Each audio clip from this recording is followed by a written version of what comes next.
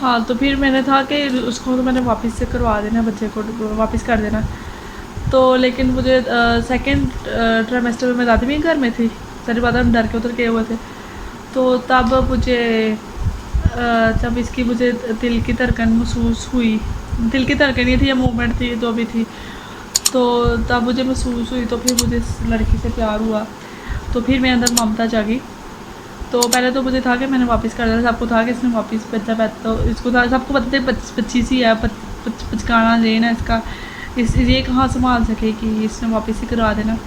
तो फिर लेकिन जब इसकी मुझे हुआ ना, फिर मैंने कहा कि मैं क्यों वापस करूँ, मैं सब कुछ इसका जो है प्रोसेसिंग नरिशमेंट हो रही है इसकी सारी, खून कैल्शियम सब कुछ मेरे से ले रही है, मुझे निचोड़ दिया इसने, मेरी हालत ख़राब कर दी है। तो मैं इसको पाल रही हूँ, सब कुछ ऑक्सीजन खून सब कुछ मेरे से ले रही है, मेरे अंदर पाल रही है, मेरे अंदर डाउनलोडिंग हो रही है, प्रोसेसिंग हो रही है सब कुछ। तो मैं क्यों अपना बच्चा किसी को दूँ, ये मेरा बच्चा है। तो तब घर वालों को पता चल गया हाँ इसके अंदर ममता आ गई है। तो फिर तब से मैंने मतलब स्टैंड लेना शुरू किया, नहीं मैं नहीं दूँगी अपना बच्चा, किसी भी सूरत में अपना बच्चा नहीं दूँगी, ये मेरा बच्चा है, ये उसका बच्चा नहीं। अब सारा कुछ इसका मेरे अंदर हो रहा है प्रोसेसिंग वैसे, तो ये मेरा बच्चा होगा, ये उसका बच्चा नहीं होगा। उसका काम बस थोड़ी देर का था, जो कहते हैं 15 मिनट या तो भी उतने मिनट का था, बाकी अब ये उसका काम ख़त्म हो गया, जो उसने करना था कर दिया।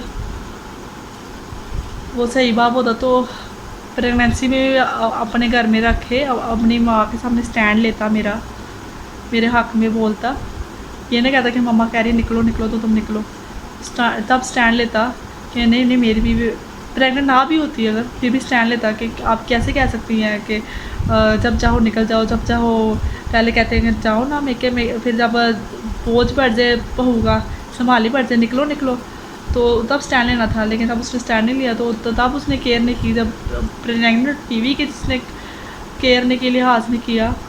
ज़रा ज़रा से बाद में भी मामा कहते थे ये वो, तो अपने कॉल में कॉन्फ्रेंस लगा देते थे कि इसके ला के देंगे ना ला के देंगे, लाना चाहिए कि नहीं लाना चाहिए, नहीं रहने तो तुम्हारी वीकनेस है, तुम्हें नहीं खाने की ज़रूरत है, ये हो जाएगा वो हो जाएगा, या टाल मटोल मिल जाएगा सबर कर लो।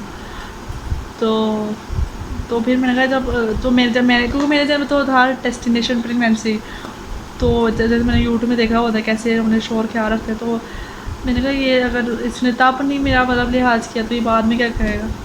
खैर मैंने फिर सोचा था कि मैंने नहीं जाना वापस से, तो फिर मैं सारी बात नौकरी की तब से तैयारी करने लगी थी मैं, ये आदत मुझे PPSC की मैं तैयारी करती थी, अब पोस्ट आती थी तो मैं वो फिल करती थी, 500-600 रुपये की देने भी जाती थी इतने बैंक में, मतलब तैयारी भी करती थी, बैंक में फ़ीस भी देने जाती थी। और फिर मुझे याद है कि मैं बेहोश हो गई थी, बेहोश होने लगी थी, मैं PPSC का पेपर देने गई थी उधर, इधर ही अभी हम ठोकर में रहते हैं ना, ठोकर भी इधर कोई चुनाव अस्पताल के पास इधर है एक्सपो सेंटर, तो मैं बेहोश भी हो गई थी, मतलब बहुत बुरी हालत थी, क्योंकि तब मेरा था कौन सा महीना था, 8वां 7वां नहीं वो तो 8वां तो थर्ड ट्राइमेस्टर था, 7वां महीना था, 6 माह ये 7वां महीना था मेरा। तो मैं बुक्स ला रही हूँ अनारकली से इतवार वाले दिन, और फिर मैं पढ़ भी रही हूँ, फिर मैं जा भी रही हूँ, तो फिर मेरी तबीयत भी बड़ी ख़राब रहने लगी थी। तो बड़ी मैंने वो अलग बात है, ये सरकारी जॉब इतनी आसानी से नहीं मिलती, लेकिन मैंने फिर बड़ी मेहनत भी की कि, और ऊपर से मेरा मसला था कि मेरा जो वो मसला वो था कि वो 2019 से मुझे स्टार्ट हुआ था प्लेंटर फेशियाटिस का, उसका भी अगर मैं अलग वीडियो बना दूँगी। पाँव में दर्द, नीज़ का तो मेरा 18 साल से मुझे प्रॉब्लम है, मुझे दर्द होती थी, क्योंकि तब तो जो मैं था ना कि डाइटिंग बहुत करती थी, बहुत डाइटिंग करती थी, बिल्कुल मतलब जूस पीना, आधी रोटी खानी या वो, तो उससे तो कमज़ोरी भी थी, तो मैं, लेकिन ये मेरा ना मतलब मुझे लगता है मैं जेनेटिक्स में ही मसला है, मेरे नानाबू से आया है ये मसला।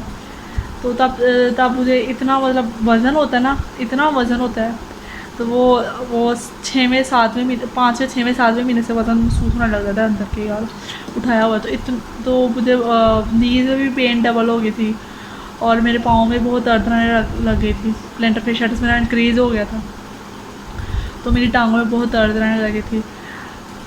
तो कुछ लोगों के हाँ ऊपर से मेरे बड़ा मसला होता है उठने में, प्रेगनेंसी में उठने में बार बार किसी सहारा लेके उठना पड़ता है। तो बड़ा मुश्किल टाइम देखा मैंने, तब से मैं सिंगल मोम थी। एज अ सिंगल मोम मैंने बड़ा मुश्किल टाइम देखा। तो फिर अच्छा फिर थर्ड तब तक इतना महसूस नहीं होता था, ठीक है मुझे ही वज़न महसूस होता था, लेकिन बाहर वाले को इतना नहीं पता चलता था कि इसका इसके अंदर बच्चा है। तो खैर 8वां महीना फिर थर्ड ट्राइमेस्टर शुरू करते हैं, 7वां 8वां 9वां, हाँ। तो तब से पता चला मेरे, हाँ 7वें से पता चलने लग गया था कि पेट मतलब थर्ड ट्राइमेस्टर से पता चलने लगा था कि इसका हाँ मतलब प्रेगनेंट है। तो तब वज़न हर अगले गुजरते महीने के साथ वज़न ज़्यादा हो जाता है। तो है तो फिर क्योंकि डर तो मुझे बहुत पहले से था, जब मैं बीए में पढ़ती थी तब से मुझे ये डर था। तो मैं वीडियोस देखती रहती थी कि अच्छा ओके बेटा, कि मुझे डर था तो मैं वीडियोस देखती रहती थी कि कैसे मतलब पेनलेस डिलीवरी कैसे होगी, पेनलेस डिलीवरी कैसे होगी। तो बड़ी वो आती थी कि ये एक्सरसाइज करें, ये मेडिटेशन करें तो आपकी ना पेनलेस डिलीवरी होगी। तो खैर मेरी मतलब जो मेरी नेबर्स थी शहाना आंटी, शहाना आपी, तो उन्होंने ही परा मुझे बताया है कि अभी तीसरा महीना ना, तो अब ये कहते हैं क़यामत करीब आने वाली है। वो था तो डर भी ज़्यादा होते जाता था गुजरते दिन के साथ की, और बुरी दर्द होनी, बुरी दर्द होनी है। तो वज़न भी ज़्यादा होता है, दर्द भी ज़्यादा होती है, ऊपर से आपकी इधर पेल्विक में कमर में भी दर्द होने लग जाती है, पूरा जिसम प्रेशर इतना होता है, छींक भी नहीं मार सकते, खांस भी नहीं सकते, सारे वो पेट वो खींचा जाता है। तो बहुत मतलब तकलीफ़ें होती हैं प्रेगनेंसी में, मुझे पता ही नहीं था कि ये होता है। तो ऊपर से मेरे पाँव में बड़ी दर्द होती थी, नी से दर्द होती थी, और पेल्विक में तो सबको ही होती है क्योंकि वो इतना बड़ा बच्चा उठाया होता है इस हिप एरिया में और सारे ठीक है।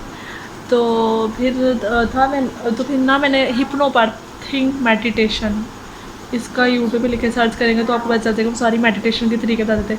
तो वो मैं रोज़ रात को करके सोती थी मेडिटेशन करके ना, कि जैसे पेनलेस डिलीवरी के लिए क्या आप मतलब वो मेडिटेशन करते हैं दिमाग से खेलना होता है मेडिटेशन बस, कि आपने घबराना नहीं है बस जैसे क्योंकि पेन ही होता है ना, कॉन्ट्रैक्शन ज़्यादा कम ज़्यादा कम ज़्यादा कम, तो वही आपको बस आपके ब्रेन को ट्रेन करते हैं कि परेशान नहीं होना, ज़्यादा होगा तो मतलब क्या क्या फील करना है आपने, किस कॉन्ट्रैक्शन में किस मतलब वो बस आपके मेडिटेशन आपके दिमाग के आपको दिमाग को ट्रेन करना होता है कि आपने परेशान नहीं होना, रिलैक्स रहना, ठीक है, ज़्यादा चीखें चूखें नहीं मारनी। तो खैर मैं मेडिटेशन करके सोती थी, और कहते हैं कि सूरतें भी पढ़ो, सूरत यूसुफ और भी मेरी सूरतें बताते थे लोग कि वो सूरत यूसुफ भी ज़्यादा सुनी है मैंने, वो तो जैसे बेटे के लिए होती है या खूबसूरत औलाद के लिए। तो खैर मैं इतनी सूरतें सुनती थी, मैं पढ़ती नहीं थी क्योंकि मेरे लिए बहुत ही मतलब अजाब बना हुआ था। मैंने तो सोचा था नमाज़ें ही पढ़ूँगी ये वो, लेकिन पढ़ी नहीं जाती थी, इतना वो वज़न होता था पेट में। मैंने सोचा चलो बैठ के पढ़ लूँगी, ठीक है, लेकिन बैठ के भी नहीं पढ़ा जाता क्योंकि बैठ के सजदा करना होता, इतना बड़ा वेट आ गया होता, कुछ भी नहीं कर सकते।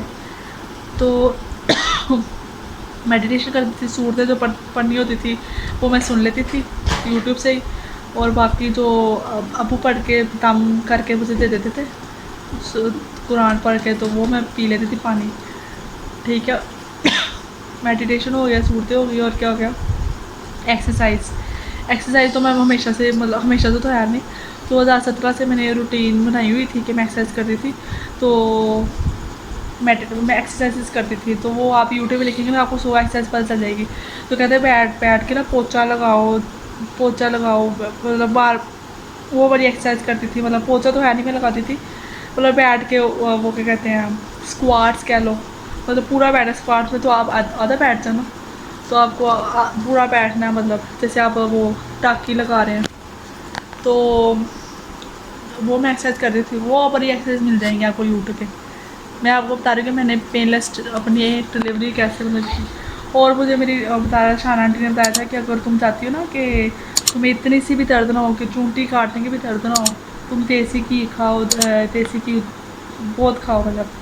तो मुझे किसी और ने बताया हुआ था कि देसी घी जब थर्ड ट्राइमेस्टर आ जाए ना आपने, तो पहले तो हमने को होता है ना कि गर्म चीज़ें नहीं खानी कि आपका मिस कैरेज ना हो जाए।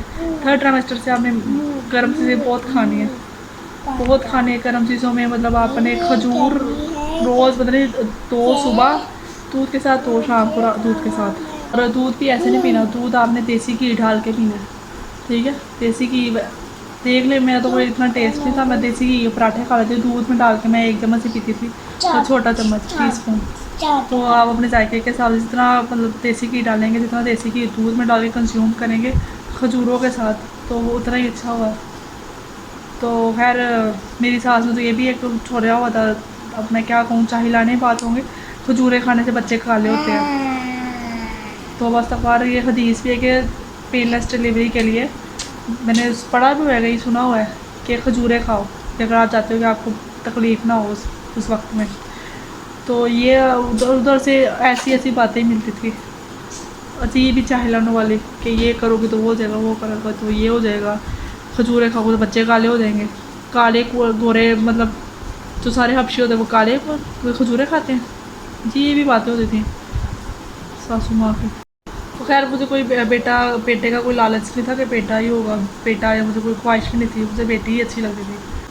मुझे ना 9वें महीने तक, 8वें महीने तो पता ही नहीं चला ना कि लड़के है कि लड़का है। और ना मैं ज़्यादा बात है वो जिस अस्पताल में जाती थी तो वो मुझे बताते थे।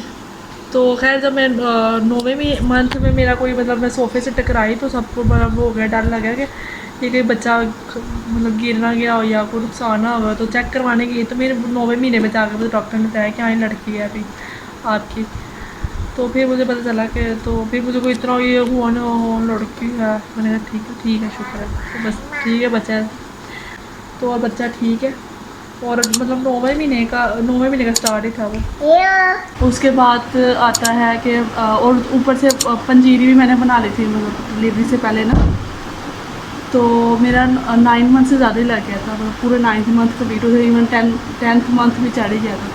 तो मैंने 9th मंथ के स्टार्ट भी अपनी पंजीरी बनानी शुरू करती। बहुत लंबा प्रोसेस होता है, यूट्यूब पे मैंने बड़ी चीज़ें मतलब देखी, इतनी चीज़ें मंगानी पड़ती है पंजीरी बनाने के लिए।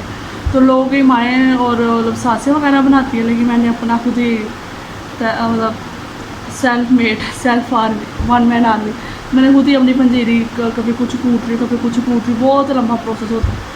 तो मैंने खुद अपनी पंजीरी बनाई थी। तो हाँ मुझे याद है कि पंजीरी मैंने बनाई थी, मैंने स्टेटस पे लगाया था, तो मेरे देवर का मैसेज भी आया था, नहीं माशाल्लाह कि यार यम्मी, मतलब क्या जो भी था, मतलब उनकी तो चलो जान छूटी हुई थी ना कि इतना ज़्यादा खर्चा हमारी जान हमें नहीं करना पड़ रहा, तो हमारी जान छूटी हुई है। और एक और बात थी कि मुझे था हमेशा से, मुझे तो डिलीवरी से डर लगता, मुझे इससे ज़्यादा डर लगता था कि मेरी ना वो ना हो ऑपरेशन से ना हो, सिजेरियन से। क्योंकि सिजेरियन से मैंने सुना हुआ था कि बहुत दर्द होती है, तो कमर में दर्द बैठ ही जाती है सारी उम्र के लिए। एक हमारे रिश्तेदार थी, उनके मतलब इतने साल हो गए थे सिजेरियन करवाया और फिर भी वो दर्द थी ना वो बैठ ही गई थी। और कई दफ़ा होता है वो टीका गलत जगह पे लग जाता है कि आपके ना मतलब वो दर्द तो बैठ ही जाती है, ऊपर से वो जो होता है ना जो हिप के मसल से वो लेग वो सारी वो टांग की नकारा हो जाती है सारी ज़िंदगी के लिए। तो ऊपर ना इधर उधर टीका लग जाए गलत जगह तो सारी उम्र का रोग होता है। तो मुझे सिजेरियन से इतना डर लगता था, इतना डर लगता था।